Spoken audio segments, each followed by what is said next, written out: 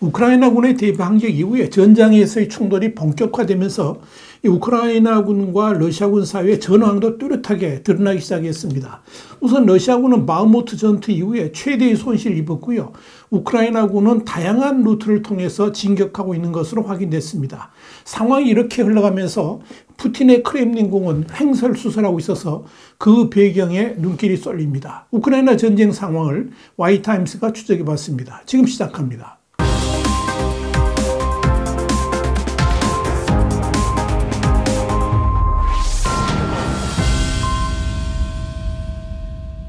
시사주간지 뉴스위크는 현지 시간으로 18일 영국 국방부의 정보보고를 인용해서 우크라이나군은 러시아가 통제하는 영토들을 되찾으면서 양측 모두 상당한 사상자를 내고 있지만 특히 러시아군의 피해는 지난 3월 바흐무트 전투가 최절정일 때 피해를 넘어설 정도로 가장 엄청났다라고 보도를 했습니다.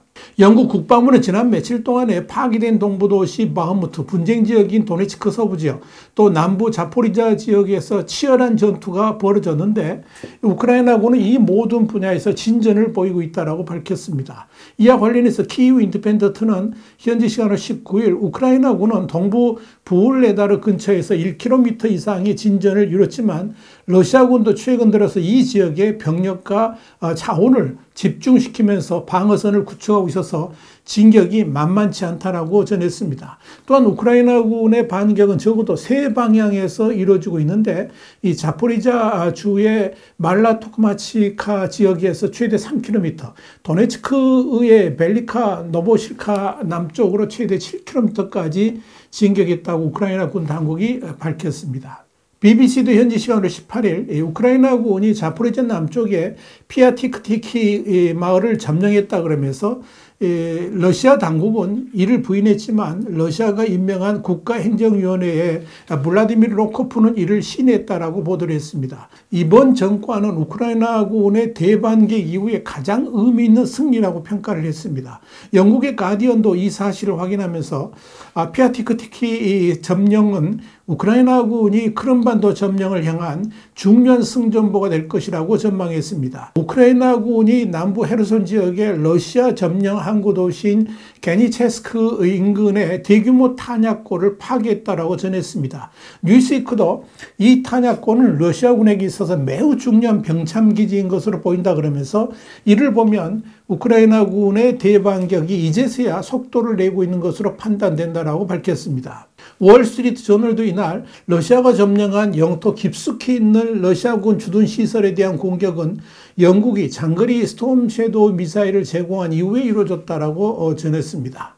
중요한 것은 아직까지도 우크라이나군의 본진이 반격 작전에 투입되지 않았다는 점입니다.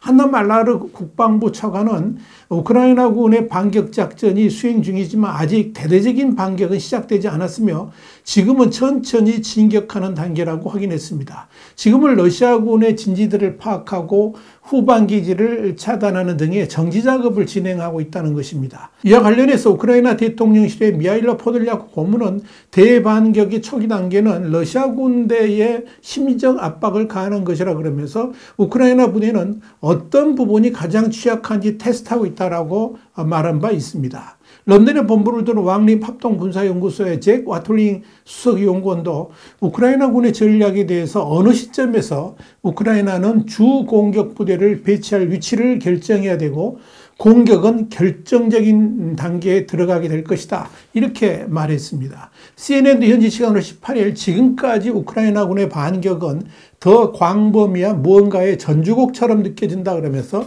지금까지 우크라이나군의 수확은 별 볼 일 없는 것처럼 여겨지지만 사실은 그 또한 우크라이나군의 교묘한 전략인 것으로 보인다라고 보도를 했습니다.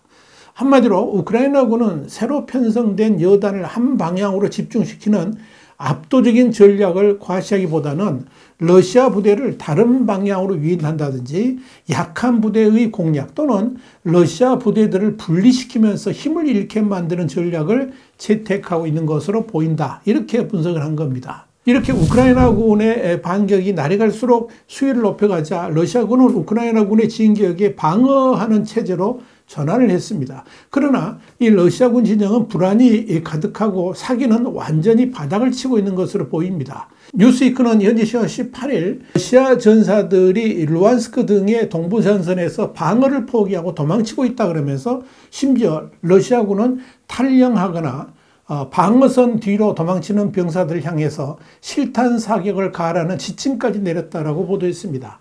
또한 도망치는 병사들을 수색하기 위한 방위군까지 별도로 투입됐다는 것이 뉴스위크의 보도 내용입니다. 여기에 대해서 영국 국방정보국은 탈영병을 쏘는 전술은 러시아군의 낮은 자질, 낮은 사기, 무절제함을 증명하는 것 같다라고 말했습니다.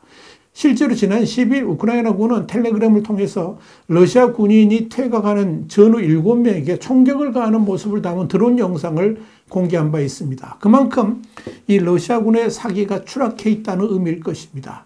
자, 이런 가운데 우크라이나 전쟁이 장기화되면서 적지 않은 수의 러시아 정부 고위 당국자가 술독에 빠졌다라는 주장이 제기돼서 눈길을 끕니다.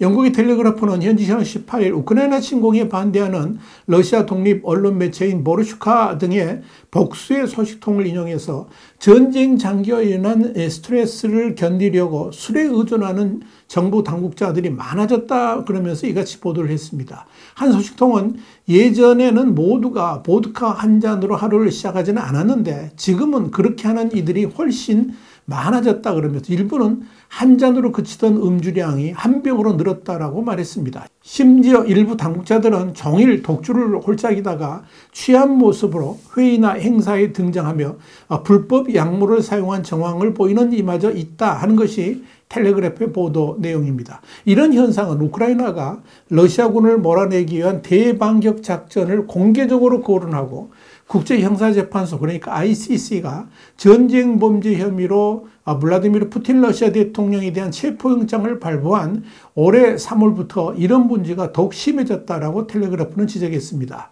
3월은 러시아의 침공으로 시작된 우크라이나 전쟁이 2년 차에 들어선 직후이기도 합니다. 텔레그래프는 그러면서 이 러시아 정부도 당국자들의 스트레스 관리를 위해서 이런 문제를 묵인하거나 방조하는 것으로 보인다라고 짚었습니다. 문제는 이런 음주 현상이 사실상 만연하다는 점입니다. 텔레그래프는 최근에 크렘린궁이 공식 연회에 참석하는 당국자들의 1인당 음주량을 최대 1병에서 2병으로 완화한 것으로 알려졌는데 이런 상황과 관련이 있을 수 있다라고 꼬집었습니다. 앞서 러시아에서는 작년 2월 말에 푸틴 대통령이 우크라이나 침공을 명령한 이후에 보드카 소비와 항우울제 구매가 급증했다 하는 보도가 나온 바도 있습니다. 다만 정부 당국자들과는 다르게 푸틴 대통령은 술로 스트레스를 푸는 모습을 보이지 않고 있다고 보르스카는 전했습니다.